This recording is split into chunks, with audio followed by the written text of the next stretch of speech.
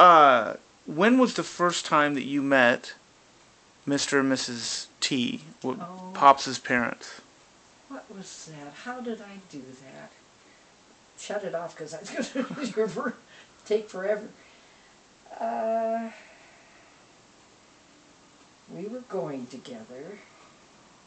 Ah, Daddy invited me over for Sunday dinner. Uh-huh. Are you ready? There's just my mother and my sister and me in an apartment. And Sunday dinner, the family apparently gathers. Here's this long dining room table. Mr. is at the head and Marguerite is at the other. And the kids are all lined up. Now there's 7 of them. 7 kids lined up. Betty was there, I think. 6, maybe 6 of them. Around the dinner table, and then I come in. Here is my dad. This is my mother. How do you do? Shake hands, and no cocktails before. Right. I think I'm 19 at the time, and which is in those days that wasn't drinking age. It was 21 at that time. But anyway, and so we make small talk and go in and we sit down, and that was my first introduction.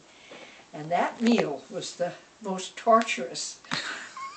Because here's the old gentleman, I've just met them and I want to remember my table manners. Right. Make a right impression because I'm the girlfriend of their dear boy. Right. But he wasn't any dearer than any of the others. It wasn't that at all.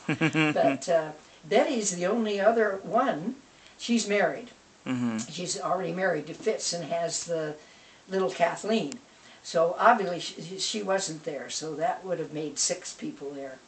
But this is the next thing of girlfriend-boyfriend in the family. Right. So I knew I was being scrutinized. I had to be, that was that's what parents do. So I couldn't giggle and laugh too stupidly and not make any dumb remarks. And of course, and in those days, I was a blusher. I could get as red as that shirt just thinking about it. And you'd think I was having hot flashes or something because I would absolutely steam. And there was no turning it off. Right. Because and they say it's just because you're so self-conscious of yourself, and which is undoubtedly true. I'm sure that's it, because I sure was conscious of it. But I didn't want to blush and do something. Then you begin to make mistakes, Right. I can't remember if I was blushing. But I was a college girl by that time. I wasn't a little grade schooler, but I remember it was torturous. But they were absolutely marvelous. Yeah. The old gentleman was quite taciturn. I swear he still wore starch collars, but I'm not sure.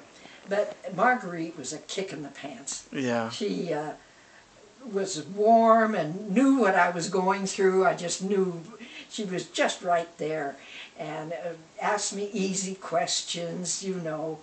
I don't think the old gentleman did, but and Ruth was on the other side of me, and I was sitting right next to Marguerite, guest of honor or some blessed thing.